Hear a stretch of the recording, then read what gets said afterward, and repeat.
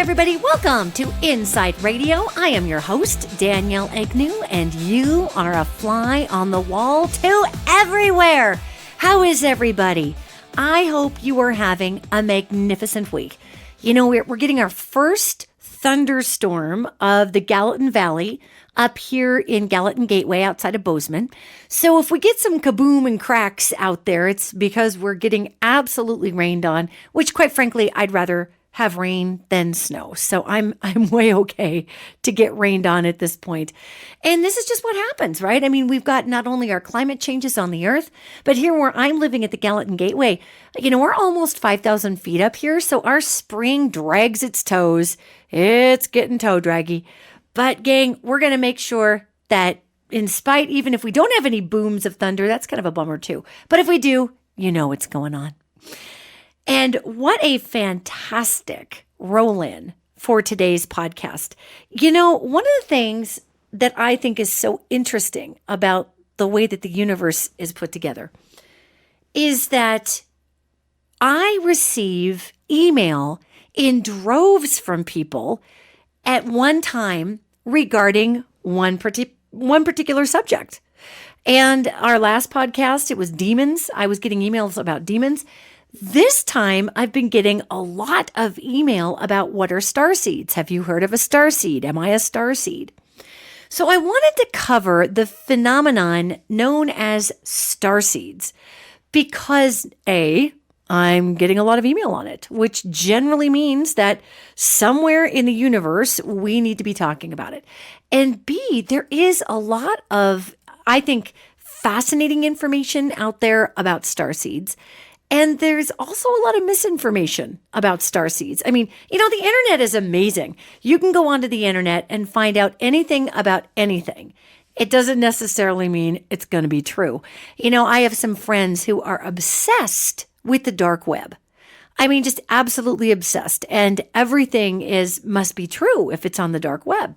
You know, and the dark web is just like any other web. Honestly, you know, you've got people who are debunking government conspiracies and posting declassified or still classified information on the dark web. You also have people who, you know, just make stuff up and post it on the dark web, knowing that because it's on the dark web, people will believe it. So I find the dark web interesting. I've never been on the dark web. I feel it. And, you know, there are some real debunked, classified, whatever you want to call it, the people have posted there. But a lot of dark web stuff is just a lot of dark, weird chaos that people post, and nasty stuff and weird, you know, destructive, violent things and whatever. So I can't say that I've ever really surfed the dark web, but feeling into it, it just kind of feels a little icky, you know? And I can't say I'm a fan. I'm not a fan. It's just not for me. So a lot of the information that people are finding about starseeds, a lot of it has been quoted from the dark web. And on the dark web, it's got a very specific tale of starseeds. However, we're going to back up and we're going to explain exactly what a starseed is. You might be listening to this going, what is a starseed? This sounds like a weird 1980s TV show about Star Trek. So here's the thing. A starseed is an individual who has spent far more lifetimes off-world, off of the earth, than they have spent on the earth. I mean, they spent a lot more time, like for instance, in realms like Sirius AB or Otur. There might be Oturan or what we like to call Arcturian. They may be beings that are far more, resonant with the Pleiades because they've had far more Palladian lives than they've ever had a human life. And a lot of times these souls roll into a human body to bring fantastic spiritual lessons and, you know, social lessons. So a starseed is technically somebody who has spent far more lifetimes off the planet, off of Earth, in a different, what we could call an alien or off-world culture, okay? These are people who, before they were wearing the old person suit down here in the third dimension, crawling around the rock called Earth, were living elongated lives out on Sirius AB, or they were living massively long lives in the Pleiades, or long lives out in Otur. And so we've got these people who are now deciding to come and join the human race and bring the awareness of these different cultures here to being human. So for a lot of people who read about starseeds, they're reading about beings who are now inhabiting a human body as opposed to having more lives as a human being and being a human soul. So technically speaking, if we inhabit a body, we're human, right? But not everybody, gang, this is just life. Not everybody is the same if we pop the human hood. We do, just like popping a hood on a Ford, that might have a Chevy engine in it that's been souped up. Just because it's a Ford body doesn't mean much. So, when it comes right down to it, what we've got here is that humanity is a fascinating cacophony of DNA that was mixed with off-world DNA that also mixed with indigenous life here on Earth, which is why we're continuously striving to find the missing link, and we can't. We just find Neanderthal man and we found Cro-Magnon man, and there's, neither the twain shall meet, because the link we're looking for is off-world, it's not on-world. So what I find fascinating about this is when we talk about starseeds, we're not talking about a hybrid species between an alien race and a human race. Technically right now, that's actually called most people, especially, if you're white. You've got that Sirius AB genome walking around in you. So, if you want to meet an alien and you're Caucasian, go look in the mirror. There you go. Rock on. You've met ET. Look at you go. You are expanding your friend horizons. I am so proud of you. Yet when we look at starseeds, they are not hybrids, okay? These are human beings whose souls on other worlds spent a lot of time learning in other off-world cultures. Then those souls choose a physical body to be born into, and they rock and roll the knowledge from other, quite frankly, more advanced social and spiritual planetary realms. Now, why do we have starseeds? Why do we need starseeds? Are human beings not enough? Is it not enough that we excel as humans and can learn and grow? And is everybody a weird thing now? Are we all a starseed or part alien or part elemental? Is there no such thing as just a good old-fashioned human being? Well, there is. I would say the most pure strain of human that we can find is the Aboriginal culture. And the second most pure strain of human that we can find is in Africa, is the African culture. And everybody else kind of around the world, had just a little bit of noodling going on genetically with them. There have been some indigenous nations, Native Americans and indigenous peoples of northern Russia also, that were very minimally, if at all, noodled with from off-world DNA. But I'll tell you, our Eastern cultures, our Western cultures, European cultures, especially our Nordic cultures, all of these cultures popped up, all these areas of the world, having this Cro-Magnon man who came out of nowhere. So why is this important to make the distinction? Well, because a lot of times when you read around online, especially if you're in the dark web, boy, look out for the dark web, you hear a lot of stories about human-alien hybrids, and that's what a starseed is. Technically speaking, no. There are human-alien hybrids, but that's not what we're talking about today.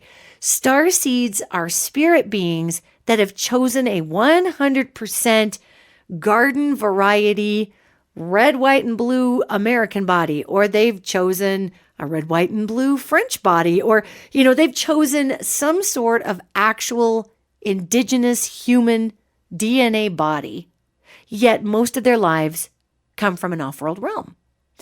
And it's interesting because we're throwing starseed around. It's kind of the big metaphysically charged phrase for people. For a while, it was crystal children. And then before that, it was indigo children. And now it's starseeds.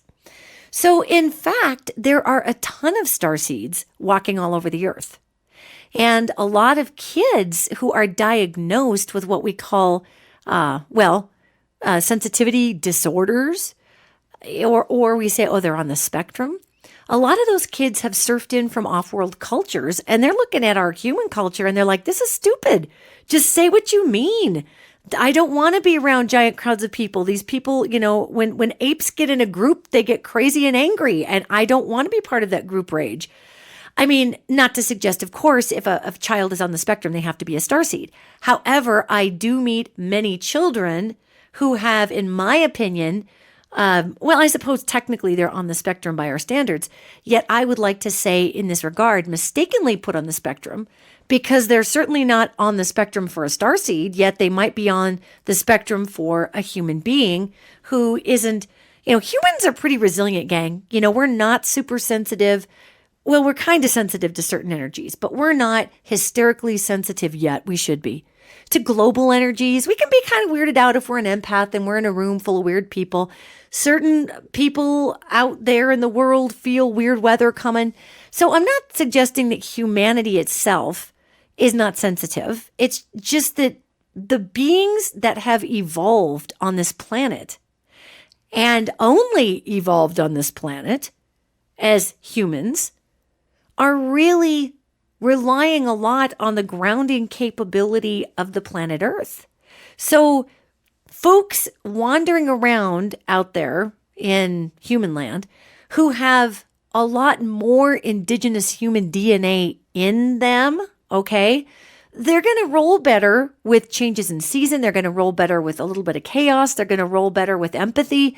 They're going to understand some of the basic tribal components of humanity a little better than a starseed who basically just, surfs in from having countless lives on Sirius AB and then coming into a culture like Earth where we are so summarily disconnected from all of our not only our chakral points, not only our third eye, we are heavily disconnected from the spirit and from the energies of nature. Now, not all human beings, gang, obviously, but I'm talking in general as the human culture. I mean, we're still obsessed with throwing 5G towers everywhere so that we can help out our military drones. Be damned our brains, but our military drones will have really good internet access because that's important, right? So back to starseeds. When we talk about starseeds, I'm going to give you some truths and some falses, okay? Starseeds, again, a false is they are not a hybrid between humans and aliens. That would dictate some sort of physical genetic mastering there. And starseeds are spirits that have spent a predominant amount of time in an off-world realm, and now they're surfing into a human experience. And there are some starseeds that have had a couple of human experiences. It's not like we have to you don't have to just come from Sirius AB. Okay, you could be a starseed who had a couple of lifetimes here.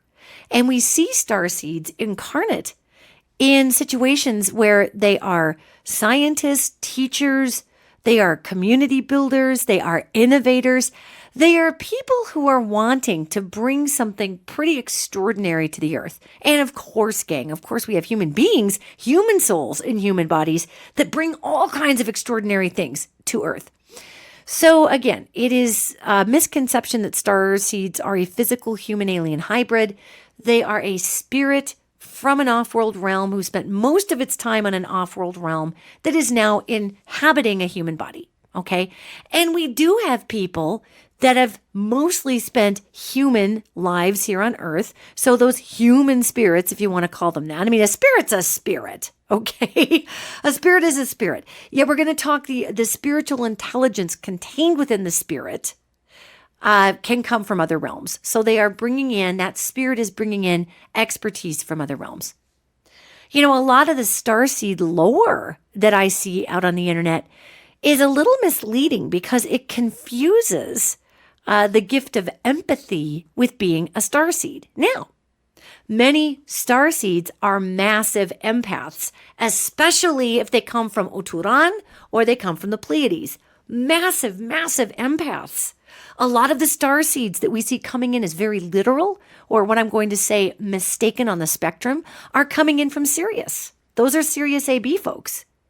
And you have to remember that the folks from Sirius were the ones that contributed to, well, they did build our pyramids in Giza. So, when we think about the different personality types of these off-world races, I don't want to say species, that sounds super racist. These off-world communities bring to Earth some pretty amazing gifts and talents when you stuff them in a human body. So I would say a misunderstanding about starseeds is there's a popular mythology going around that if you're an introvert, if you don't like crowds, if you're sensitive to, a lot of people being around you, you're definitely a starseed. Well, you might be a starseed, but I'm telling you, you're probably just an introvert and you're probably a massive empath, okay? You might be a starseed. However, just because you have those particular traits within you doesn't necessarily mean you're a starseed. It would be more accurate to say that starseeds evaluate crowds in a different way. They evaluate people in a different way. And they have a different outlook on what is possible for humanity and for the coming together of people. There's another popular, I'm going to call it a mythology or a story, that starseeds somehow have a moral, that they feel a moral superiority to the rest of the human race. Like they almost look down their noses on people. Actually, that's not a starseed trait that I've noticed. That's kind of an arrogant human being trait. And so I wouldn't say that folks who look down their nose at other people because they think they're morally superior are starseeds. I think they might just need a swift kick in the butt, and just saying, hey, we're all equal. I don't care if you surfed in from Sirius AB. I don't care if you're highly elemental. I don't care if you're a human alien hybrid. I don't care if you're an interdimensional or some sort of djinn creature wearing a person suit. Nobody gets to be morally superior than anybody else on the planet Earth, because that's what Earth is. It's a giant playing field that equalizes all learning opportunities. Seriously. Earth is a giant playing field that equalizes all learning opportunities. That's pretty sweet if you think about it. So, when I hear people say, well, I can't help that I look down my nose on humanity because I'm a starseed, I just want to say, actually, I think that's just a bad attitude. I'm sorry. I think a place of humility would actually reflect a heck of a lot more the starseeds that I've met. The starseeds that I've met are here to serve other people. They are not here to subjugate other people. Now, if you have a starseed that has not been to Earth since the time of the pharaohs and they come from Sirius AB, okay, maybe they've got a little bit of a moral superiority complex. Because really, when we're talking about the pharaohs and the pharaohs who were off-worlders and they came from Sirius, those pharaohs that came here were huge. They subjugated human beings. They were tall. They were big.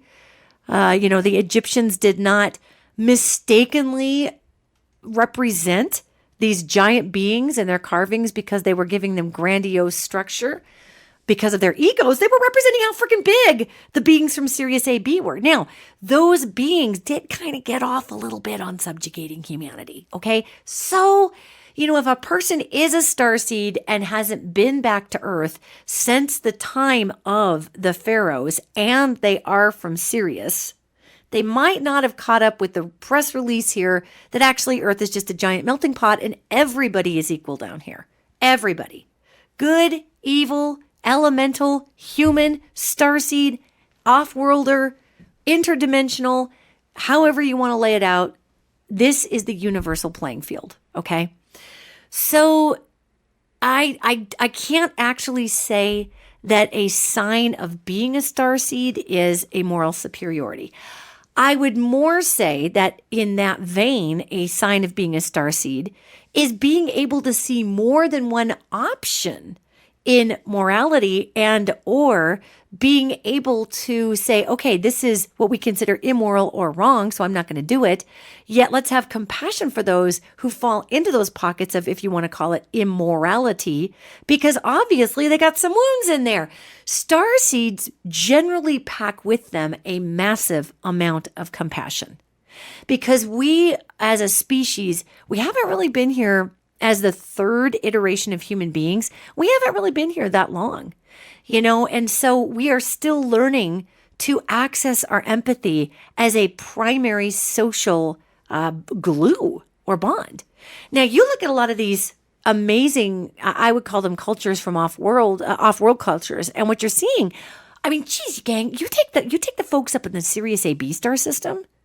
That culture is hundreds and hundreds, if not millions, hundreds of thousands, if not millions of years old. That is a really old culture, really old. Then you go over to the Pleiades, and that is several million years old. And the Pleiadians, what we call the Pleiadians, there's many, many races of beings out by the Pleiades, which is the Seven Sisters, the Subaru logo. Those beings out there, gang, they've been around forever. And so we are just a little blink on their timeline. And a lot of the Pleiades sports beings that are non-corporeal. They are strictly vibrational. And they'll come in as these big columns of blue light. And in the work that I do with angelic life, man, they're really close to that angelic frequency. They vibrate at such a high level, yet they're not angels, although they do help out with a lot of the angelic realm's duties, because they're kind of the Pleiades, and the Pleiades is all about higher consciousness. They came to Earth years and years and years ago, many thousands of years ago, affected the Vedic cultures, the cultures in India, where you see the big blue gods and goddesses. You see the Vishnus up in the sky. That's the Pleiades influence. We see the Pleiades influence in Hinduism, not necessarily in what Christianity wrongly calls multi-god religion, because Hinduism believes in one God with many facets or formats. Yet what we see with the Pleiades is an amazing adherence to not one specific savior in Hinduism, yet a modality of behavior that saves us all. And so one could call that God within, or one could call that just being a good person and doing the right thing. So a starseed coming in from the Pleiades is going to have a very universal consciousness. That starseed is going to want to be a healer. They're going to want to uplift people. They're going to want to be a teacher and advocate for really beautiful emotional and spiritual change.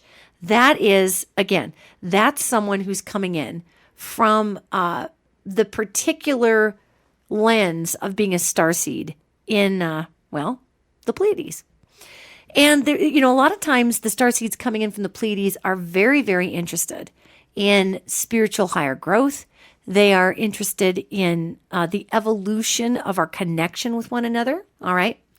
So then if we move on to starseeds from Sirius, the recent starseeds from Sirius really are all about the educational process, and they're more almost scientifically based. So starseeds that come in from Sirius are oftentimes talking about frequency. They're talking about vibration. They're talking about science. They're talking about, ways of governing one another that are collective rather than, the oligarchies we have now, which were bred out of letting the republic kind of dissolve into the we the people democracy, which really demanded that all of our elected officials do exactly what we want, which gets a little difficult because they have access to information we don't. And if we, the people, decide all cats in our group think all cats need to die, then all cats die. And the republic is going, but wait a minute, that's not very lawful to put all the cats in the whole country to death. So, unchecked democracy breeds oligarchs, which is what we've got right now. So a starseed from Sirius would be very invested in social structure, in science structure, in how we can bring and change our frequency, the choices we actively make. There's an activism edge to starseeds from Sirius AB. And the folks from Sirius, they kind of went through a rough patch with humanity of subjugation. And really, in their history, like in the Catholic history, the Catholic Church has history of the Crusades. And that was not a positive time for the church. And that's when the church went around and killed everybody if they didn't submit to Christ. And even if they did submit to Christ, they oftentimes just killed them because they were sending people out to spread a message and to spread a political agenda. So in the same way that the Catholic Church has a bit of a hink in its get along with its ideology back in the day of crusades, Sirius AB, they're conquestors. They get out there and they terraform. They get out there and they develop worlds. For those that follow the Atlantis and Lemuria mythology, and I just say mythology because by the time we've gotten to where we are now with Atlantis and Lemuria, we're a little far off of what they actually were, but that's okay. Whatever. We get the point. But Atlantis is said to have been the science culture, and Lemuria was all the feelers and the hippies and let's love everybody. So if we can just really generalize a culture, again, this is bordering on racism here, so I apologize to my off-world peeps here. However, overall, the Sirius AB culture tends to be more technically related. And so we receive a lot of our scientists and our activists and the folks who want to deal in frequency. A lot of those folks surfed in from Sirius as those starseeds. Now, you have a lot of starseeds, a lot of them coming forward right now from Otur.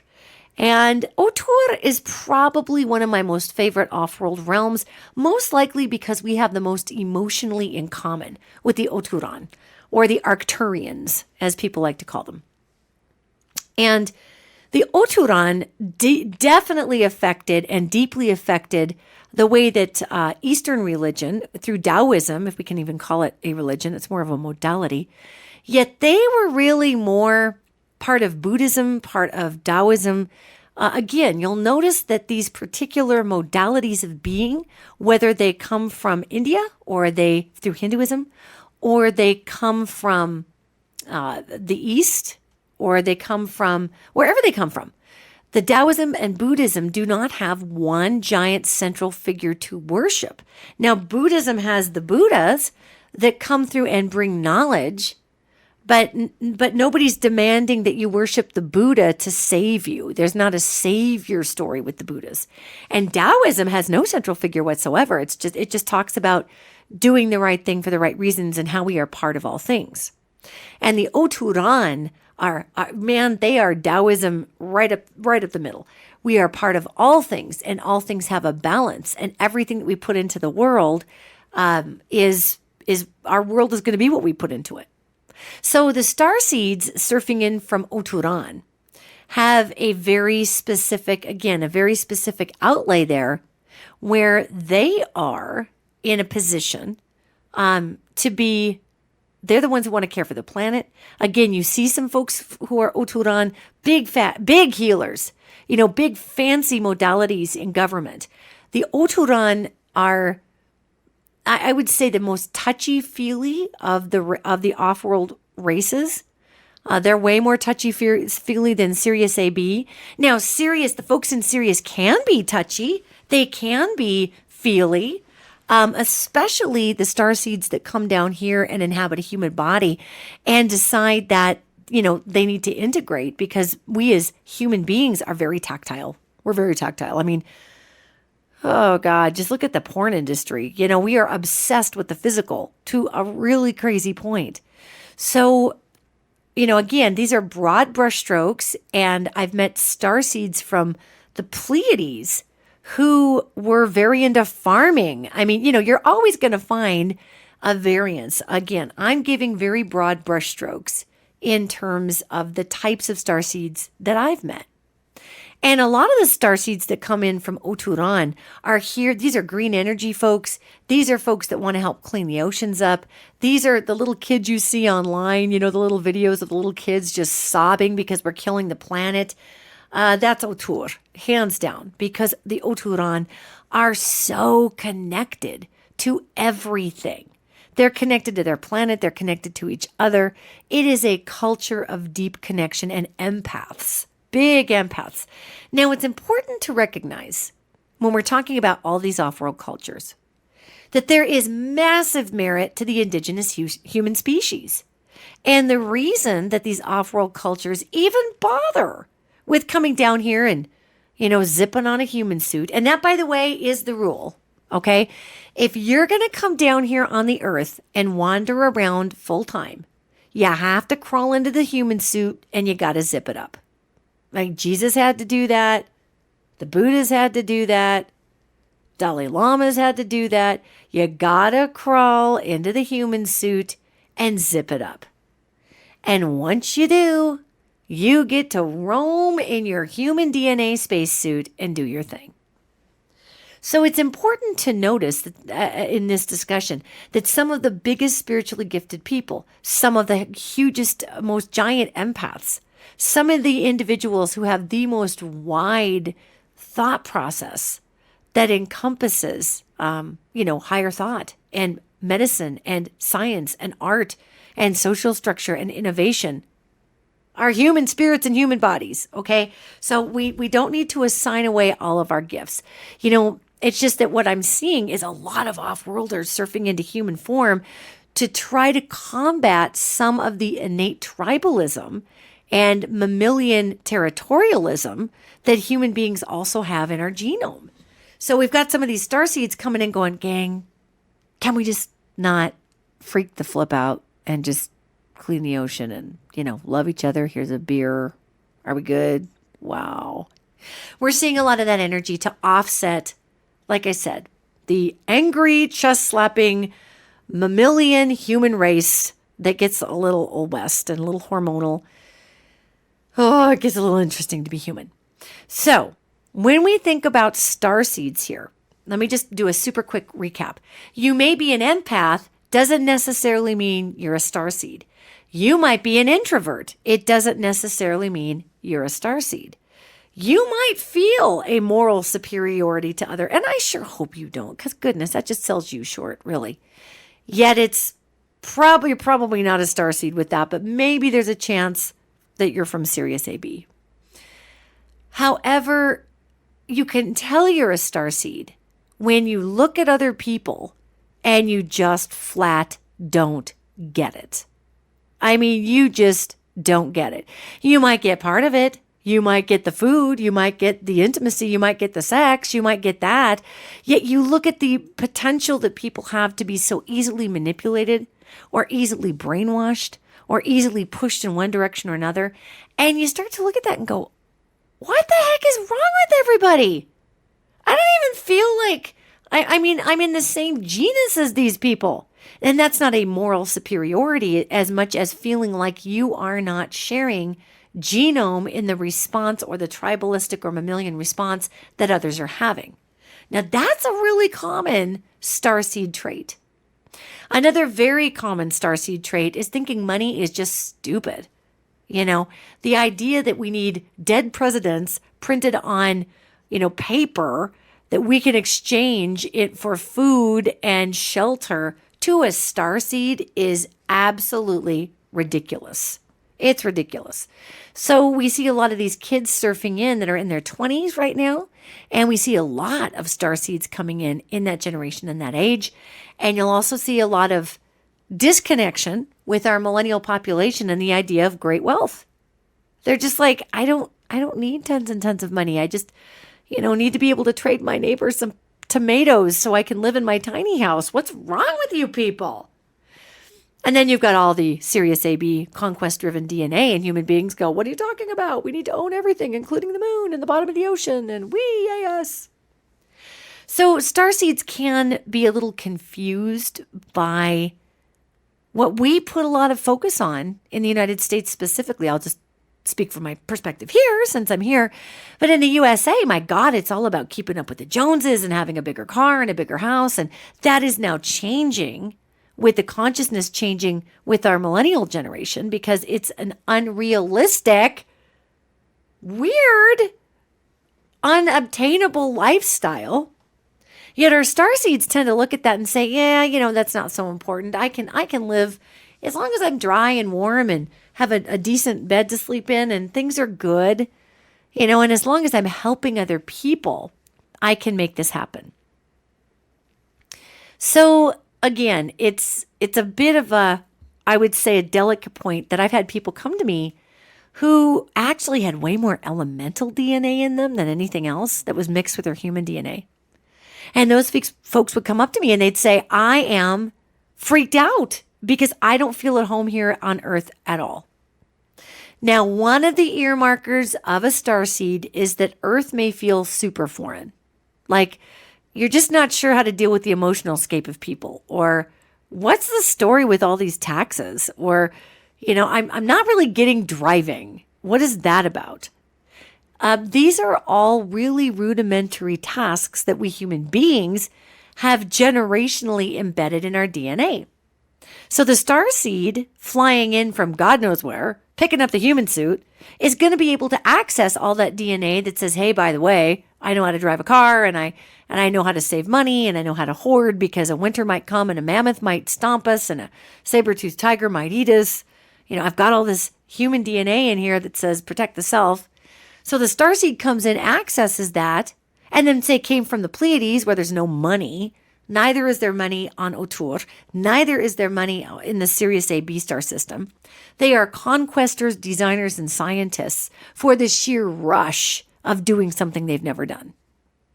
That is literally the kink for Sirius A/B. They love to do stuff that they've never, ever done before. So again, you can be a starseed, but you can also be a human empath. And okay, keeping in mind, gang, that all starseeds technically are human because we're wearing a human suit. Okay, I'm just using these terms broadly to delineate what we're talking about today. So you might, be an introvert. Doesn't necessarily mean you're a starseed. You could be an empath. Doesn't necessarily mean you're a starseed. Somebody could be on the spectrum. Yet many of the kids I've met on the spectrum are starseeds, and they are coming in from Sirius. So it's really interesting to me. I've dealt with kids who had severe autism, just severe. And I can almost always find the child within the mental scope there because the vibration that these kids are on is exceptionally high. And one of the things that's kind of cool about the way that I'm wired is I can feel that super high vibration, right? So I can dial to their frequency and either have a conversation, if you want to call it telepathically in their head, of course, or we can just have a conversation where they can feel that I'm actually tapping that frequency. And it's easier for them to communicate with me.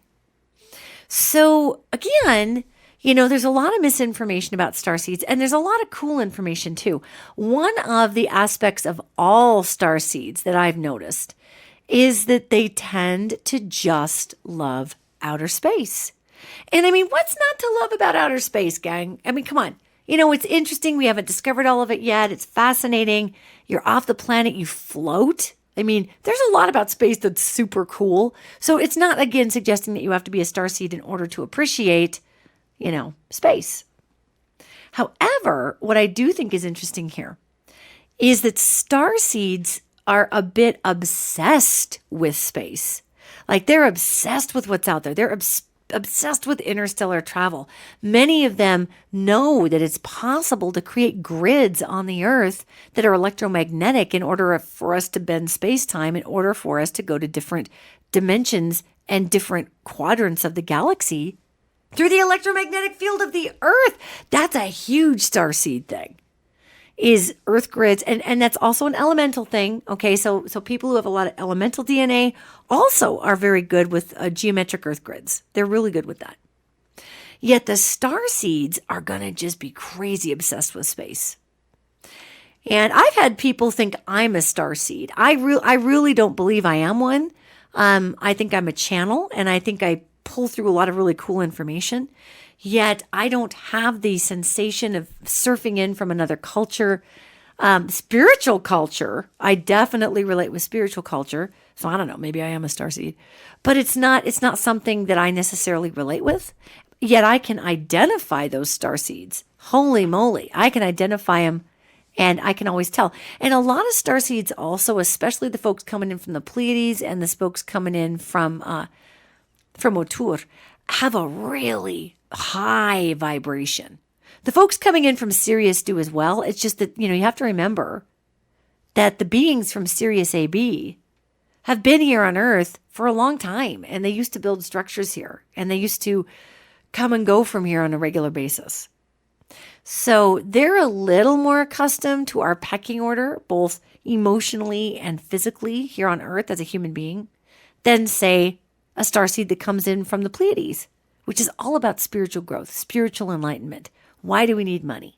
You see a lot of folks going into the healing field that come in from the Pleiades, which again, I find super, super interesting. So I hope this is helping up to this point just to find a little more about what a starseed is. I've had a lot of people go on the dark web and they think that starseeds are a project of the Russian military and some serious AB folk who live in underground facilities in Russia. And there are serious AB folk living in underground facilities in Russia. And the Russian government has been splicing people with them for a long time, seeing if they can create psychic super soldiers. I mean, that's kind of a thing, all right? And you can feel people with off-world physical genome in them, more so than just what I'm talking about with our missing link genome gang. I mean, a lot more spliced in genome. You can feel it when you're around people who have more of that off-world genome in them. It's pretty amazing. And it feels like a high resonant, like a really high, feels like a high vibration. And it's almost unnerving. The people who share more modern physical DNA with the human DNA, who have been physically gene spliced with beings from other realms, those folks they just feel a little, I don't want to say they feel off because that sounds rude. I don't mean it rude. But you can feel it though, gang. I mean, they feel like they're just kind of staring through you instead of looking at you. And it becomes a pretty big, weird challenge.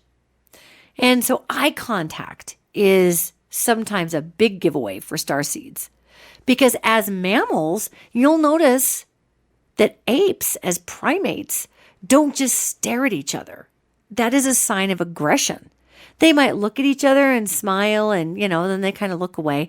Look at human beings. When you're looking at somebody, you're not just staring at them the whole time. You're looking at them the whole time you're talking. Here you are staring. I mean, that's called inappropriate eye contact. That makes people nervous because in our genetic code, we're primate. It's like, why are you staring at me? You want to throw down? What's your problem? Look away a little bit. Break that gaze. Off-worlders don't come from that culture of the primate background. So you might be talking to somebody who is a starseed, who is wearing a, almost 100% human suit, who's just looking right at you when they talk, and they never vary. They don't look away. They just stare at you. And then when they're done talking, they're staring at you. And this is part of the complaint that I've had, not that I personally have had, but I've had run by me by people who have family members who are on the spectrum. Either they're making no eye contact whatsoever, because we as humans, we really do push out a ton of energy through the spirit, and it comes out the eyes. The spirit is the window to the world, and the eyes are the window to the spirit. Therefore, the eyes are the window to the world for the spirit. So when we talk about starseeds, again, we can have exaggerated eye contact.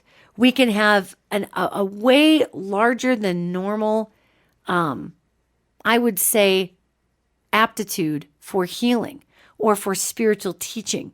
We might have a huge science application. We might have an ability to seem like at 26 years old, you've got this soul that is so old and so settled and understands the finer points of compromise and compassion. I mean, all of these are starseed traits. So again, if you're a dark web person, just know that some of the stuff out there on starseeds gets a little Area 51. And it's not to say it's not true in terms of what the Russian government has been doing with our super soldiers. That is a true thing. And believe me, we've been trying it here in the United States too. Not by the United States government. These are by these Black Ops Pentagon programs that eat a majority of our defense budget. And when the United States is spending more on defense than every single first world ally out there combined, including China, Japan, France, and England. you have to start asking yourself, what are they doing with all that Pentagon money that nobody has access to? Well, they're doing a lot of genetic research, and they're doing a lot of reverse engineering with current off-world technology that gets these physical off-worlders from point A to point B. Now, again, it's important to remember that starseeds come into a body. So starseeds can come in upon birth. That's usually who I run into, are the starseeds who are born that way. We also have people who have had near-death experiences, or they did die on a table, and all of a sudden something else walks into them, and the person's personality is totally changed. They're like this old wise soul that is only really, interested in spiritual studies. Lots and lots of case studies there, gang, of what they call walk-ins. That's called a walk-in. So a walk-in is, of course, someone who is a human spirit, or in this case, an off-world spirit, who walks into a human body when the human spirit decides it's time to go. And the human spirit can just say, I'm done. I'm out. I don't need to keep living here. Yet we've got this perfectly good physical spacesuit. You don't have to throw the whole spacesuit out just because you don't want to use it. Come on, let's recycle, humans.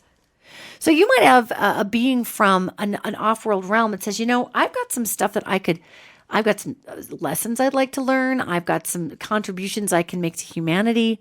So I'm just going to take that body over, if you don't mind. And the human spirit will go, and the starseed will enter it.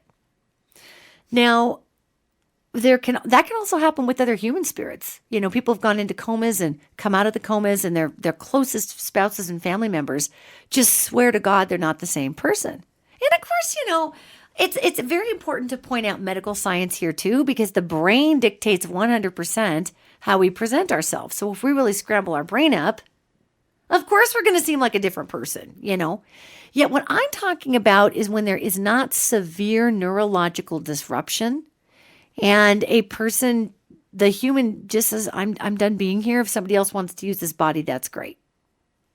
Now, it's important to recognize that with walk-ins, people can really fantasize about what a walk-in is. Most walk-ins, 99% of them, are very high vibrational beings. Because again, if you go on the dark web, you're going to find a lot of stuff about how there's demons walking into people's bodies. Well, as we discussed on the last podcast, it's very difficult for a demonic being or a very chaotic dark being to actually inhabit a human body whose DNA it literally is in a nucleus that can't touch the flesh because it's vibrating at such a high level that the DNA dies. I mean, seriously. So we've got these portholes to light within us. And it's not like, oh my God, I'm now going to be this open being and I'm going to get walked in by a crazed off-worlder. No. When people have a walk into their body, those souls have made a covenant somewhere along the road. And they have said, you know what? I think when I'm about 30 years old, I'm going to be done with life. And I'm very happy for my loved ones to mostly have me around after that and my physical self, but I need to go. And that's usually where you find a covenant, for these off-world beings to walk in. We do have interdimensional beings, gang. I haven't talked about them much. They to me really do fall in the realm of off-worlder, even though they're interdimensional and not on another planet. And a lot of those interdimensional beings are also very high vibration beings. There's some that really aren't. If you've heard of shadow people, those things are a pain in the butt, God. I swear to God, shadow people are humans a million years in the future. And they're coming back somehow to put themselves off phase just to play video games to see if they can make us do stupid stuff. And do things like bite electrical cords and just really weird, strange things. Pretty sure they're humans somewhere in there. Yet, technically speaking, shadow people dwell in a different dimension.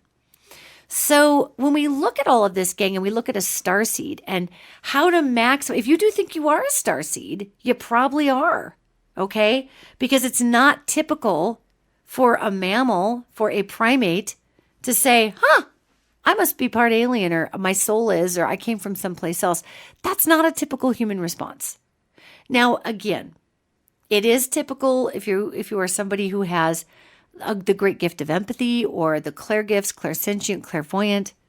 It is pretty typical for that individual to not feel like they fit in very well in the earth. One of the earmarkers for starseeds that you see a lot online, and this one kind of bums me out because I don't think it's accurate, is that if you don't feel like you fit in, you're a starseed. Well, that's not necessarily true. You could just be a very advanced human soul in the middle of a bunch of young souls that are all throwing rocks at a bunny rabbit, and it's just making your stomach turn. That doesn't necessarily mean you're a starseed. Usually there's a perfect storm of I guess, indicators that indicate a starseed. One of them is a huge fascination with physics on a quantum level and also, space exploration. That's huge. Another one is understanding people in a really weird old soul way when you're like a little bitty kid and everybody's like, oh my God, he's a 50-year-old in a 3-year-old body. That can be a starseed thing or just an old human soul. Starseeds tend to be very fussy about what they eat because the actual process of chewing food, of masticating food, is really kind of old west if you're from certain parts of the galaxies, gang. The idea that we chew our food, we swallow our food, it makes its way through our our stomach, our upper intestines, our lower intestines, and then it comes out as waste. There's a lot of off-world cultures that think twice about entering a human body. This is a true story. Because we poop. That's a thing. I swear to God, that's a thing. It's not just the pooing, it's the peeing, it's all of the eliminatory functions because our off-world cousins don't eliminate the way that we do. We have a very specific, very ingenious biology that is very tied to the planet Earth. It's very tied to our design here. And it's tied to functionality on the planet. Because not almost all 8 billion of us, yet if you get a significant number of people together and they're eating grasses and you take their poo, then you can take that poo and use it as that grows crops. And obviously human poo has a lot of bugs in it that animal poo doesn't have. That can be pretty challenging if you're going to grow crops out of it. Yet the point being is it can work as fertilizer. So the fact that we don't want to leave anything behind, the fact that a starseed could be uncomfortable with the idea of masticating food or defecating, that again can be a big sign of a starseed. Now, when kids are young, they diagnose them with a sensitivity disorder because they don't want to poo. Or kids that will go to the restroom and just bawl as they're pooing because it freaks them right out. Ooh, that's a pretty big earmarker that little one might be surfing in from a culture where they don't actually chew food and eliminate it. They soak vibration through their, this is what I think is fascinating. They actually take in vibration through their pores. If you're on Sirius AB, that's how you eat up there. You take in vibration and color bandwidths through your pores, or what we consider pores. And that allows them to eat the resonation off of that area. The folks from Oturan, they do eat, but it's for pleasure. It's not necessarily for sustenance. And it's like this fruit-like stuff. They don't eat meat on Oturan. And mostly they just pass energies around, which I find fascinating, through these humongous buildings that are made of this stuff that looks like fool's gold, but it's not. So, I don't know what the heck it is, but it's a transmissionary type of brick. It transmits. It's a brick that transmits. And they build their structures out of it, so all their structures transmit. Everything transmit on Otur. Everything does. So, when we look at what makes a starseed and what doesn't make a starseed, having that innate curiosity about space is human, having a driving need to get up there can oftentimes indicate that you're not from Earth underneath your hood. Because really, people think space is super interesting, okay? Yet we're not necessarily clamoring to own space. Some people are, but that's not going to happen. So as we wrap around a little bit to the fact that here we are on a planet of diverse beings. We have, the Nephilim running around, which were human angel hybrids, and that just really didn't go well genetically. That was not a good combination. Then you've got human extraterrestrial actual physical splices or hybrids running around the planet. You've got starseeds that are amazing old soul visionary beings that walk in from someplace else that really just want to share the love and exuberance that is possible, and oftentimes will end up struggling with the same things empaths struggle with. Large crowds, lots of people, understanding where people are coming from. Until they get one-on-one with an individual, then that's a different story. Then everything is making more sense, right? I hope this is helping, gang, because it really, I don't want to say it bothers me, yet it worries me when there's so much misinformation about something out there.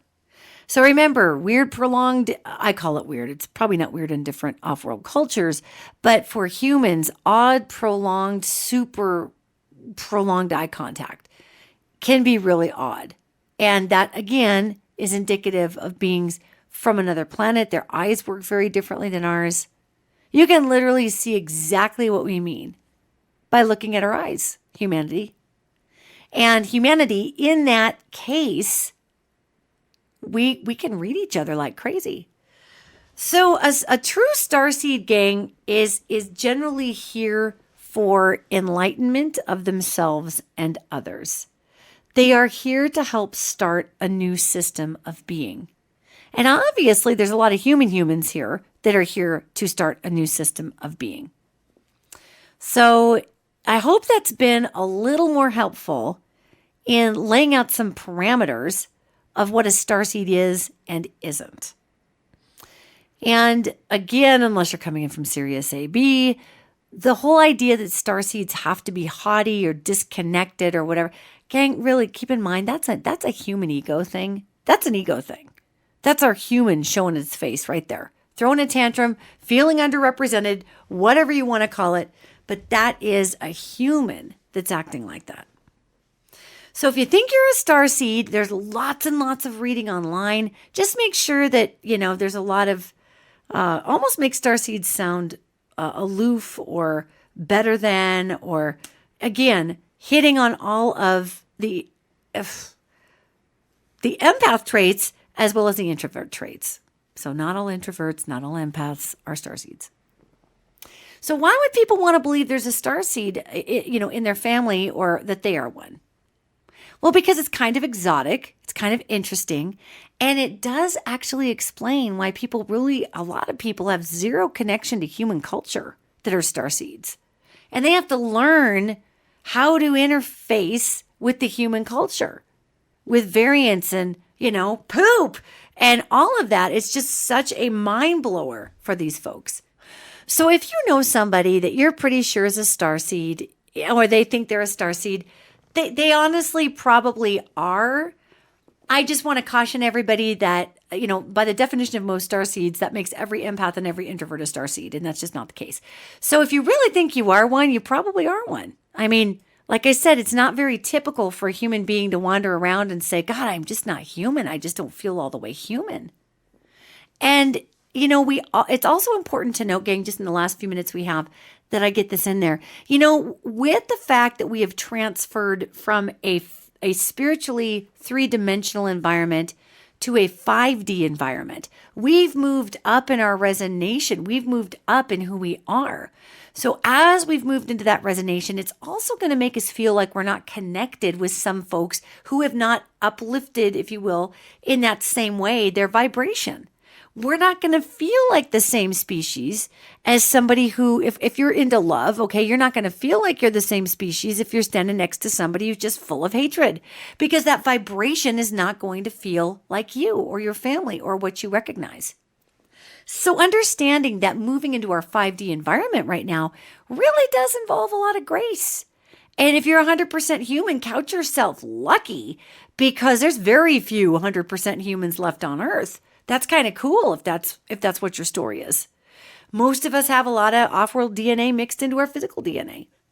And if you're somebody who thinks you're a starseed, for reasons that maybe it's easier for you to communicate with extraterrestrial craft, it's easier for you to communicate with people telepathically. These are all signs, again, of being a starseed and sharing that genome with extraterrestrials or off-worlders. Yet it's important to note that we've got such a melting pot for humanity right now, especially with the elemental aspects in our genome. I mean, that's our fae, our fair folk, our fairies, our Bigfoot, our rock people. We do carry genome from those folks within us. I mean, it's pretty fascinating to me where all that comes from.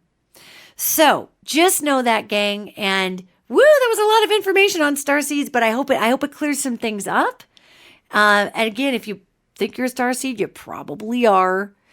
And if you think you're just sensitive and you like Star Trek and you like space, but you also really love your mountains and camping and being on the earth and the idea of family, and, maybe you're just a Star Trek enthusiast. Just because we like space, we don't have to be a starseed.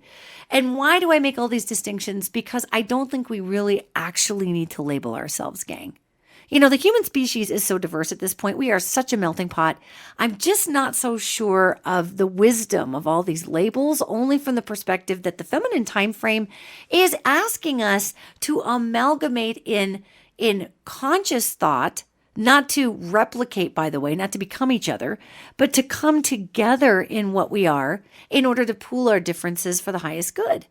So if we're really focusing on our differences instead of focusing on, gee, I'm a starseed, I know that, maybe I'm from Sirius, maybe I'm from the Pleiades, maybe I'm from Oturan, I'm going to bring through what I can bring through. I don't necessarily need the attention from people saying I'm a starseed, yet I know that the work that I do is amazing, and maybe I can share this fact with some very close friends of mine. So they, my quirky, funky, awesome personality makes a little more sense, You do what is ultimately appropriate for you in your life, okay? Yet know that our time frame is asking all of us to come together for the highest good of the all. No matter where you came from, no matter what you got under your hood, we are all human if we're wandering this planet to some degree or another. Thanks for listening, everybody. For those of you on Patreon, thank you for supporting the Patreon site. Hopefully, we've got some really kind of cool, exciting new stuff coming up for all of our Patreon subscribers. Even if you're starting at the $5 level or the $55 level, all Patreon subscribers are going to have some fun programming opportunities, which I think is going to be neat to make sure that we can get to you all. And for those of you that are tuning in, listening on our podcast archives, whether those archives are coming through iTunes or Google Play, whether they're coming through Stitcher, whether they're coming through Spotify or TuneIn, wherever you're searching in, we love to have you here too. And if you want to hear the most up-to-date podcasts, period, subscribe on our YouTube channel for $5 a month, gang. You get these no commercial hour-long podcasts. You get one a week for $5 a month. And you can be caught up because our wonderful archives are running a month behind our Patreon site. So everybody, thank you for being here. Whether you're following on iTunes or you're in our Patreon site, it is all of our awareness and conscious choice to bring what we know into this plane of existence that's going to save our bacon, come through our crazy weather and our 5G towers and all the crazy weirdness. Our vibration of love is what ends up saving the day. So go love on each other, and I will see you all next week.